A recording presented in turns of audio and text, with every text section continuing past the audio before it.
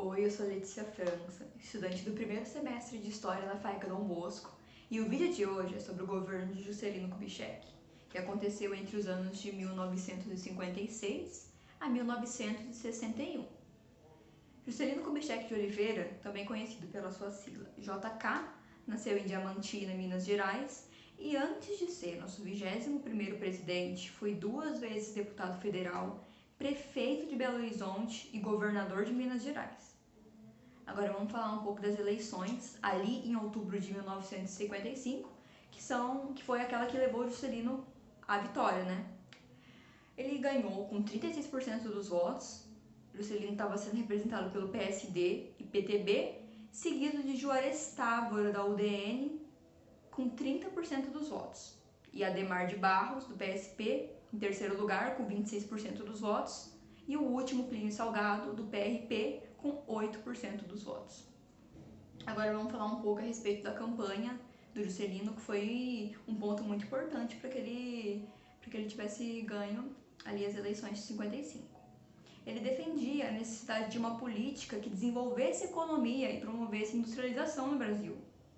Com isso, ele lançou o slogan 50 anos em 5, que afirmava avanços econômicos consideráveis na economia do Brasil durante os seus 5 anos de governo.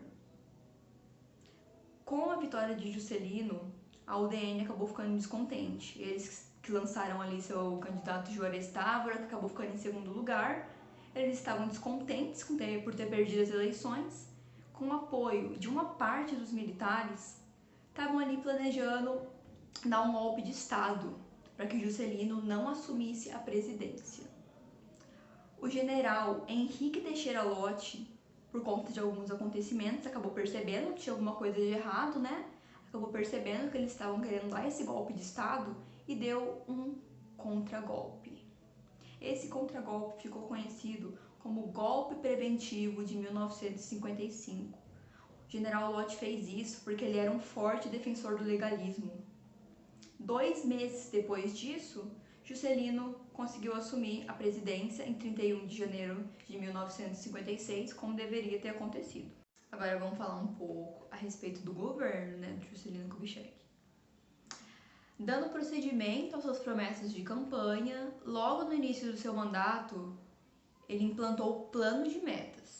O plano de meta tinha 31 pontos a serem cumpridos, dentre eles, os principais eram investir em infraestrutura pesada, né, industrialização do Brasil, agricultura ali no setor da alimentação, energia, principalmente de hidrelétricas e transportes, também construção de estradas.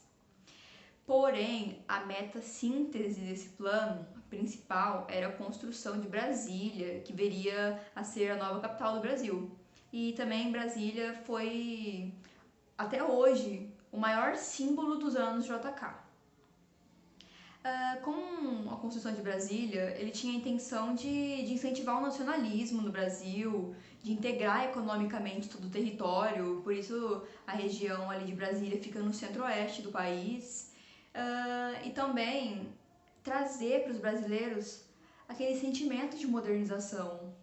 Juscelino era um presidente conhecido por trazer novidade, né? Ele ficou conhecido como o presidente Bossa Nova. Bossa Nova surgiu logo ali no início do seu mandato, né?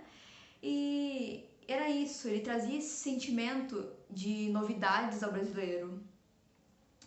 Porém, com a construção de Brasília, aconteceu economicamente muitos gastos, além da perda inestimável da vida de muitos candangos. Esses candangos é o nome que foi dado para as pessoas que participaram ali, que ajudaram na construção de Brasília, a maioria deles vindo da região Nordeste. Após o término dessas obras, os trabalhadores que tiveram condições voltaram aos seus estados de origem. Já outros foram viver segregados em regiões periféricas de Brasília, em barracos parecidos com as favelas. Agora minha amiga Júlia vai dar procedimento no tema pra gente. Bom, gente, meu nome é Júlia e eu vou continuar conversando com vocês sobre o JK. Ele criou também a SUDENE, que foi a Superintendência do Desenvolvimento do Nordeste, que tinha como objetivo central, né, produzir estudos sobre a situação socioeconômica do Nordeste e criar soluções para a região. Mas teve pouco sucesso, principalmente por conta do desvio de verbas governamentais e pela ausência de efetivos mecanismos de integração social. Para impulsionar, né, a industrialização do Brasil, JK fez um acordo com o FMI, que é o Fundo Monetário Internacional. Isso em 1958. Mas logo em 1959 esse acordo já foi rompido por JK, porque ele não estava mais gostando das condições exigidas, que eram a contenção de salários, os cortes significantes de gastos públicos e a redução da inflação para 6% ao ano. O rompimento teve o apoio da população, que não estava mais contente com o custo elevado da vida deles, né? Mas, Júlia, por que esse custo de vida estava tão elevado? Porque com a construção de Brasília, o Brasil teve que emitir mais dinheiro e fazer empréstimos estrangeiros, e isso aumentou muito a inflação.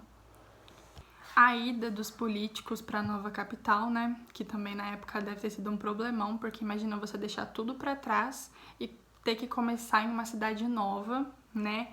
E uma coisa também que aumentou muito o custo de vida dos brasileiros foi os produtos industrializados, que passaram cada vez mais a fazer parte da vida dos brasileiros. Mas esse rompimento não durou muito tempo, porque em 1960 eles já reataram um acordo. Bom, gente, os principais efeitos negativos da política econômica de Juscelino foi a alta taxa de inflação e o aumento considerável da dívida externa. Mas grande parte das metas do Juscelino foram alcançadas, como, por exemplo, o PIB cresceu 7%, em média 7% ao ano. Parte dos gastos públicos favoreceram a sociedade como um todo, né, com a construção de estradas, a criação da rede de energia, principalmente das hidroelétricas de Furnas e Três Marias, que foram as mais importantes, e os novos produtos industrializados, sem contar na nova capital. Então, o período de governo de Juscelino foi conhecido como Anos Dourados, pelo rápido crescimento econômico.